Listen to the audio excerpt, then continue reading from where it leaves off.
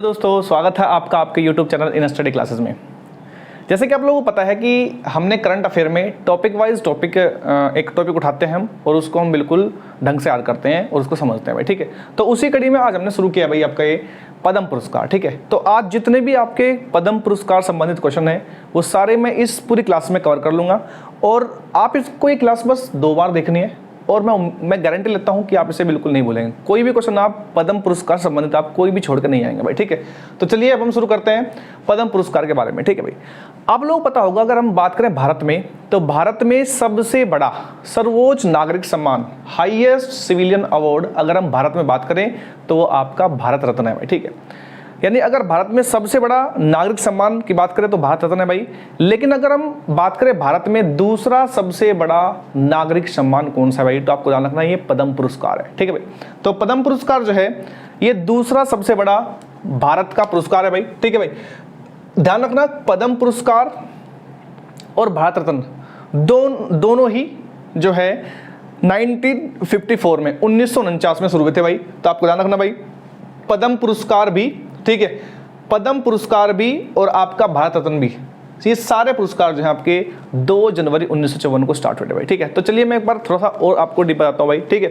देखो पद्म पुरस्कार की कैटेगरी 3 है भाई, ठीक है। सबसे बड़ा पुरस्कार भारत का सिविलियन अवार्ड ये आपका भारत रत्न है भाई।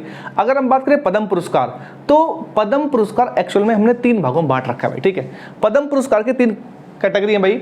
सबसे बड़ा पद्म पुरस्कारों में उसे बोलते हैं पद्म विभूषण, नाम से लग रहा है पता। देखो इसमें 4 अक्षर है, ऐसे आप याद कर सकते हो। कभी कभी आपसे एग्जाम में इनका क्रम भी लगाने के लिए आ जाता है भाई।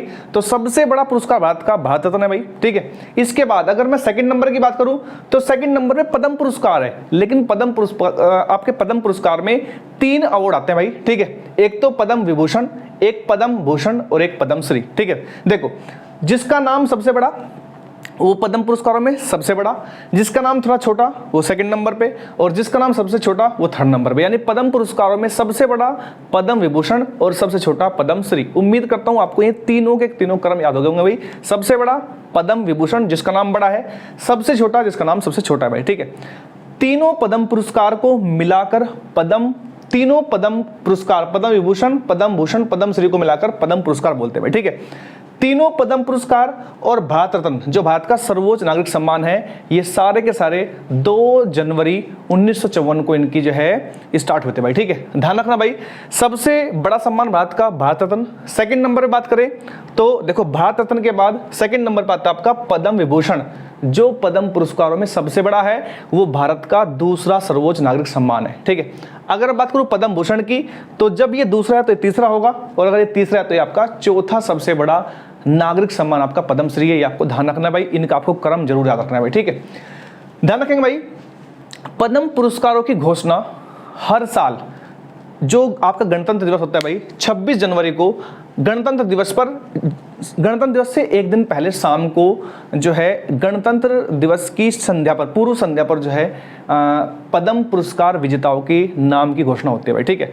लेकिन इनका जो वितरण होता है पुरस्कारों का, ये मार्च अप्रैल महीने में जो है राष्ट्रपति भवन में इनका वितरण होता है। तो बिल्कुल ध्यान देना आप लोगों को, गणतंत्र दिवस की पूर्व संध्या पर इनकी घोषणा होती है और अब मार्च अप्रैल महीने में इनका जो है राष्ट्रपति भवन में इन पुरस्कारों के विजेताओं को वितरण किया जाता है भाई, ठीक है। इसके बाद अगर हम बात करें इनका नामांकन प्रत्येक वर्ष जो है 1 मई से 15 सितंबर के बीच में किया जाता है भाई, आपको ध्यान रखना भाई। और इसके लिए एक कमेटी बनती है भाई, ठीक है। ऐसा ही नहीं है, देखो हर चीज की एक समिति होती है भाई। तो पद्म पुरस्कार एक कमेटी बनती है भाई, पद्म पुरस्कार समिति, और ये प्रत्येक वर्ष गठित होती है भाई। और प्रत्येक वर्ष इसका गठन करता है भारत के प्रधानमंत्री। ये ध्यान रखना आपको। ये कमेटी करती क्या है भाई, ये जो पद्म पुरस्कार कमेटी है ये सिफारिश करते हैं भाई, जिन जिन नामों के इसने नॉमिनेशन किए भाई, ये राष्ट्रपति और प्रधानमंत्री के समक्ष उन नामों को रखते हैं भाई, ठीक है। और फिर उनमें से जो है फाइनली डिसाइड होता है कि किस बंदे को जो है पद्म पुरस्कार मिलेगा, किसको पद्म विभूषण मिलेगा, उनमें से किसको पद्म श्री मिलेगा, ठीक है भाई। तो पद्म पुरस्कार समिति का गठन प्रत्येक वर्ष भारत के प्रधानमंत्री करते हैं भाई, ठीक है। एक चीज और ध्यान रखना आपको, नामांकन प्रत्येक वर्ष 1 मई से 15 सितंबर के बीच में, इनकी घोषणा, नामों की घोषणा गणतंत्र दिवस की पूर्व संध्या पर, और इनका वितरण हमेशा मार्च अप्रैल में राष्ट्रपति भवन में होता है भाई, ठीक है। ध्यान रखना भाई, इसके जो क्षेत्र है भाई, किन क्षेत्र में मिलता है भाई, तो ये सिंपल सी बात है, कला, समाज सेवा, ठीक है, समाज सेवा, विज्ञान, उद्योग, चिकित्सा, खेलकूद, साहित्य, इस क्षेत्र में कोई भी व्यक्ति अगर विशेष प्रदर्शन करता है तो उस व्यक्ति को जो है इन पुरस्कारों से सम्मानित किया जाएगा भाई, ठीक है। ये मैंने आपको बता दिया, भारत का सर्वोच्च नागरिक सम्मान है भाई, इसकी शुरुआत 1954 में हुई थी भाई। सभी जितने भी भारत के टॉप 4 पुरस्कार है भाई, सिविलियन अवार्ड्स हैं, उन सभी की शुरुआत 1954 में 2 जनवरी को हुई थी भाई, ठीक है। इसके बाद अगर हम बात करें, आप कहोगे सर इसमें मिलता क्या है, तो ध्यान रखना भाई, इसमें कोई राशि नहीं मिलती भाई, ठीक है। पद्म पुरस्कारों में कोई भी राशि नहीं मिलती है, तो फिर मिलता क्या है, तो इसमें मिलता है भाई, एक तो मेडल मिलता है, ठीक है, एक तो मेडल मिलेगा, और साथ में इसमें एक मिलेगा राष्ट्रपति के साइन और मोहर वाला एक प्रमाण पत्र, ठीक है। तो मैंने यहाँ पे लिखा है भाई, इसमें मिलता क्या है, कोई नगद राशि नहीं मिलती, ठीक है, लेकिन इसमें मिलता क्या है भाई, एक मेडल मिलेगा और एक प्रमाण पत्र मिलेगा, ये आपको ध्यान रखना भाई, ठीक है। इसके बाद 4 बार ऐसा हुआ जब, देखो पद्म पुरस्कार हर साल मिलते हैं, ठीक है भाई, लेकिन भारत रत्न हर साल मिले ये कोई जरूरी नहीं है भाई, ठीक है, क्योंकि आपको पता है सन 2023 में पद्म पुरस्कार मिले हैं, लेकिन भारत रत्न इस बार नहीं मिले हैं भाई, ठीक है। इसके अलावा आपको ध्यान रखना भाई, पद्म श्री, जो ये आपके पद्म पुरस्कार हैं सारे, चाहे वो पद्म श्री हो, चाहे पद्म भूषण हो, चाहे पद्म विभूषण हो, ये इन 4 साल 1978, 79, 1993 और 1997, इन 4 सालों में जो है पद्म पुरस्कारों का वितरण नहीं हुआ था, ये आपको ध्यान रखना भाई। 1978, 1979, 1993 और 1997, इन 4 सालों में जो है पद्म पुरस्कारों का वितरण नहीं हुआ था भाई, ठीक है। तो उम्मीद करता हूं ये जितनी भी स्टैटिक बातें थी मैंने आपको बता दी। एक चीज और ध्यान रखना भाई, आप कहोगे सर कितने व्यक्तियों को मिलता है ये, ठीक है, तो ध्यान रखना, एक साल में अधिकतम 120 लोगों को ही ये पुरस्कार मिल सकता है भाई, ठीक है। एक साल में अधिकतम 120 लोगों को ये पुरस्कार मिल सकता है भाई, ठीक है। तो उम्मीद करता हूं जितनी भी स्टैटिक जानकारी है आप लोगों को समझ आ चुकी होगी भाई, ठीक है। तो चलिए अब हम बात करते हैं भाई, पद्म पुरस्कार 2023 जो है कितने व्यक्तियों को मिला है और किस क्षेत्र में मिला है भाई, ठीक है। तो इस बार कुल 106 लोगों को पद्म पुरस्कार मिला है भाई। इनमें सबसे बड़ा पद्म विभूषण है, तो सिंपल सी बात है कम लोगों को मिलेगा, और सबसे छोटा इन तीनों में पद्मश्री है, तो ये मिला है टोटल 51 लोगों को, ठीक है भाई। तो आपको ये नंबर ध्यान रखना भाई, 6991, ठीक है भाई, ध्यान रखना आपको 6991, यानी टोटल 6 इनमें सबसे कम नंबर है, तो सबसे बड़ा अवार्ड कम नंबर को मिला है भाई, ठीक है, और सबसे छोटा अवार्ड मिला है ज्यादा नंबर को, यानी 91 को मिला है भाई, ठीक है। तो 91 व्यक्ति का नाम आपको याद नहीं रखना भाई, आपको जस्ट इन 6 और 9 का नाम याद रखना भाई, ठीक है। तो मैं उम्मीद करता हूं आप लोग इसे याद करेंगे, ठीक है। एक चीज और ध्यान रखना आपको, टोटल 106 लोगों को जो पद्म पुरस्कार मिला है भाई, इन 106 में से टोटल 19 महिलाएं हैं। हो सकता है आपसे पूछ ले एग्जाम में कि बताओ इस बार कुल कितनी महिलाओं को पद्म पुरस्कार से सम्मानित किया गया भाई, तो टोटल 106 में से 19 महिलाएं हैं भाई, 2 विदेशी हैं, ठीक है, और 7 व्यक्तियों को टोटल जो है यह अवार्ड मरणोपरांत मिला है भाई, ठीक है। मैं आपको बताऊंगा कि इनमें से मरणोपरांत कुछ आपके महत्वपूर्ण है जो आपको याद रखना है भाई, ठीक है। तो चलिए अब हम बात करते हैं भाई पद्म विभूषण कितनों को मिला है भाई, ठीक है। तो आपको पद्म विभूषण और पद्मश्री जिनको मिला है भाई, उनके आपको नाम याद रखने भाई, क्योंकि एग्जाम में आपसे पूछ सकता है भाई, ठीक है। आपसे पूछ लेगा कि बताओ निम्न में से 2023 में पद्म विभूषण किसे नहीं मिला है, और 3 बंदों का आपको नाम दे देगा, चौथा आपको उसमें से चूज करना पड़ेगा। तो मैं आपसे उम्मीद करूंगा कि आप लोग इन 6 और 9 को जरूर याद कर ले भाई। पद्मश्री 91 को मिला है, 91 में से आपको 1-2 का नाम याद रख लो बस, ठीक है, वरना आपको ये 15 तो जरूर पढ़ने भाई, 6 और 9। तो चलिए हम स्टार्ट करते हैं भाई पद्म विभूषण, ठीक है। देखिए पद्म विभूषण जो है इन 6 बंदों को मिला है भाई, श्री श्री निवास वर्धन, श्री एस.एम. कृष्णा, श्री बालकृष्ण दोषी, श्री दिलीप महालनोबिस, श्री जाकिर हुसैन, श्री मुलायम सिंह यादव, ठीक है। तो मैं एक बार थोड़ा इनके बारे में बताता हूं आपको, ठीक है।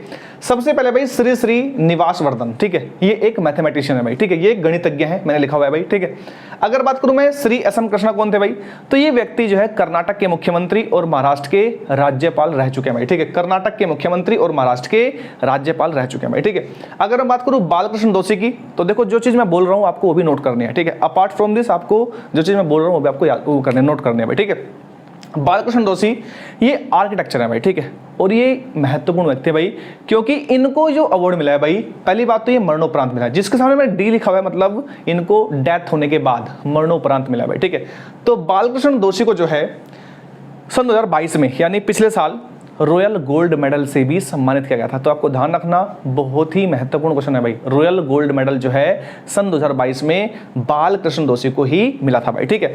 अगला नाम है भाई श्री दिलीप महालनोबिस। दिलीप महालनोबिस ये एक इनको मिला है भाई मेडिसिन के क्षेत्र में, ये पश्चिम बंगाल से है भाई।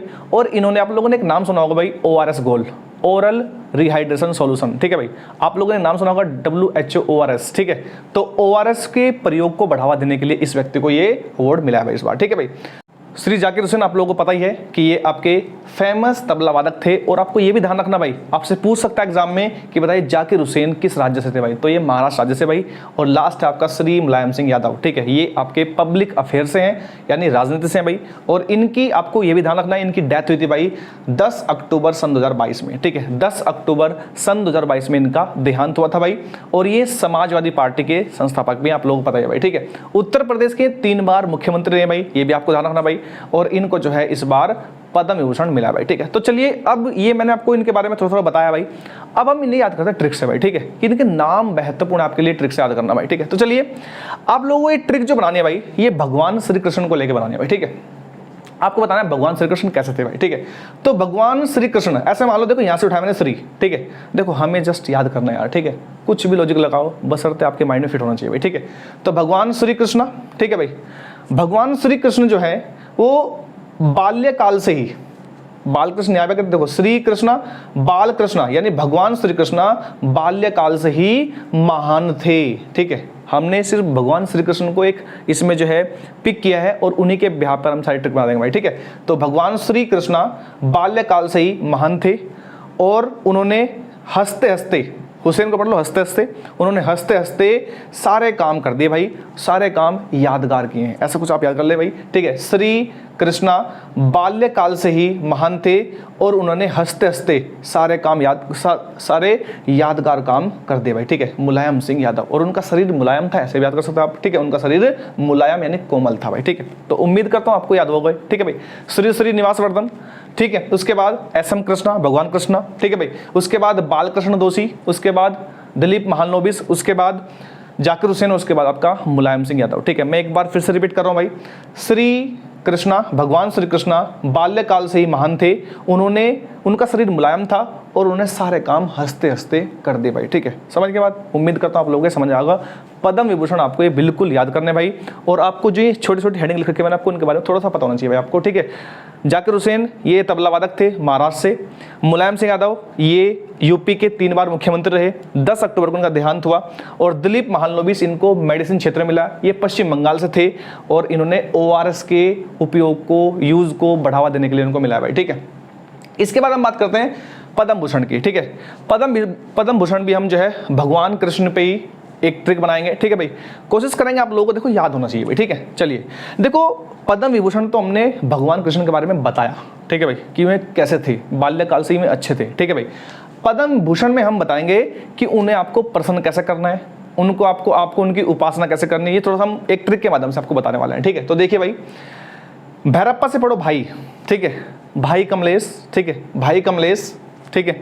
भगवान कृष्ण की आपको मूर्ति लानी है, ठीक है।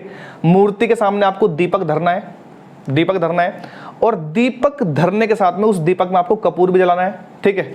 और कपूर आपको जलाना है, जीयर, ठीक है भाई। समझ के बाद भाई कमलेश मूर्ति रखनी है आपको, ठीक है, भगवान कृष्ण की, उसमें दीपक जलाना है उसके सामने और दीपक में कपूर होना चाहिए, कपूर आपको जलाना है भाई, ठीक है। तभी आपका कल्याण पॉसिबल है, तभी आपका कल्याण, तभी आपका मंगल, तभी आपकी वाणी अच्छी होगी। ऐसे कुछ आप याद कर सकते हो भाई। तो मैं दोबारा बता रहा हूँ, भाई कमलेश मूर्ति, भगवान कृष्ण की मूर्ति, ठीक है, के सामने आपको दीपक रखना है, दीपक में कपूर होना चाहिए भाई और कपूर जलाना है आपको। और तभी आपको भगवान कृष्ण का सुमन करना है, ठीक है, सुमन करना है, तभी आपका कल्याण होगा, तभी आपका मंगल होगा, तभी आपकी वाणी में मधुरता आएगी, ठीक है। तो उम्मीद करता हूँ देखो, ट्रिक थोड़ी सी आपको लग सकता है फनी हो, लेकिन मैं बिल्कुल गारंटी लेता हूँ आप 2 बार सुन लो यार, ठीक है, हिम्मत नहीं भूल जाओ बिल्कुल भी, ठीक है। तो चलिए, उम्मीद करता हूं पद्म भूषण भी आपको याद होगा, ठीक है भाई।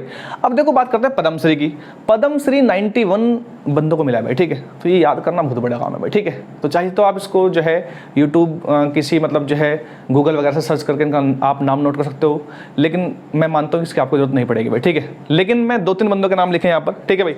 पद्मश्री कुल 51 व्यक्तियों को मिला है भाई, और 51 में से मैंने आपको 3 लिखे हैं भाई। आनंद कुमार, जो कि आप बिल्कुल वेल नोन आप लोगों के लिए, ठीक है। सुपर 30 के संचालक है भाई ये, ठीक है, एक टीचर है भाई ये। और राकेश राधेश्याम झुंझुनवाला, ठीक है, इस व्यक्ति को भी जो है पद्मश्री मिला है भाई। और इस व्यक्ति को शेयर मार्केट का बिग बुल कहा जाता है भाई, ठीक है। तो मैंने लिख दिया यहाँ पर शेयर मार्केट का बिग बुल राकेश राधेश्याम झुंझुनवाला, ठीक है भाई। एक SRD कलारीपट्टू है भाई, ठीक है, इनको मिला है भाई, ये केरल राज्य से हैं। और केरल राज्य का मार्शल आर्ट भी कलारीपट्टू है। तो कलारीपट्टू जो केरल राज्य का मार्शल आर्ट है भाई, उसमें योगदान देने के लिए उनको मिला है भाई, ठीक है। तो उम्मीद करता हूँ आप लोग यार ये चीज़ बहुत ढंग से याद हो गई होगी, ठीक है। जितना भी मैंने ये बोला है आप लोगों को ये एक बार पढ़ना है और इस वीडियो को आपको 2 बार देखना है। एक बार आप इसका स्क्रीनशॉट ले लो। तो चलिए, तो उम्मीद करता हूँ आप लोगों की क्लास बहुत बेहतरीन लगी होगी, ठीक है। जस्ट आपको 2 बार देखना है और बिल्कुल मजे मजे में आपको याद हो जाएगा, ठीक है। तो ये चीज़ आपको टॉपिक आपका एक और खत्म होता है भाई, ठीक है। साथ जुड़े रहिए हमारे से ही, एक टॉपिक को हम ऐसे ही लेंगे और उसको खत्म करेंगे भाई, ठीक है। जितना अधिक हो सके यार, देखो सिर्फ एक ही रिक्वेस्ट आप लोगों से, जितना अधिक हो सके इस वीडियो को शेयर करना है, ठीक है, अपने फ्रेंड से, अपने रिलेटिव से जो भी तैयारी कर रहे हैं भाई, ठीक है। बस आपके लिए इतना सा काम है, ठीक है। और बाकी हम ऐसे ही दमदार तरीके से हर रोज आपके लिए एक टॉपिक लाएंगे और उसको बिल्कुल यहीं पर एक ही क्लास में उसको खत्म करेंगे, ठीक है।